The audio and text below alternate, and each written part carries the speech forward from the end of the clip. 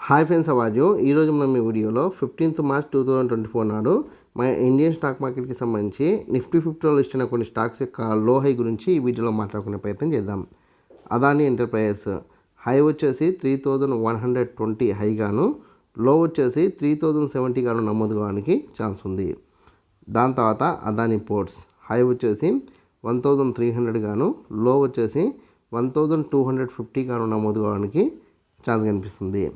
దాని తర్వాత axis bank high వచ్చేసి 1080 హైగాను, లో వచ్చేసి 1040 గాను నమోదు కావడానికి ఛాన్స్ ఉంది. దాని తర్వాత సిప్లా హై వచ్చేసి 1520 గాను, లో వచ్చేసి 1480 గాను నమోదు కావడానికి ఛాన్స్ ఉంది. దాని తర్వాత హెచ్డిఎఫ్సి బ్యాంక్ హై వచ్చేసి 1470 హైగాను, లో వచ్చేసి 1440 లోగాను నమోదు కావడానికి ఛాన్స్ ఉంది.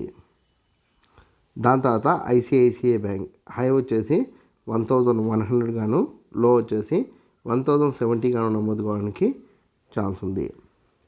దాని తర్వాత ఇండస్ఇండ్ బ్యాంక్ హై వచ్చేసి 1500 గాను, లో వచ్చేసి 1450 గాను నమోదు కావడానికి ఛాన్స్ ఉంది.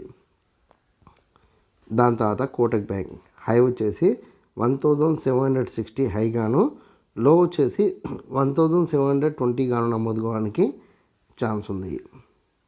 దాని తర్వాత రిలయన్స్ హై వచ్చేసి 2900 గాను, లో వచ్చేసి 2840 గాను నమోదు కావడానికి ఛాన్స్ ఉంది.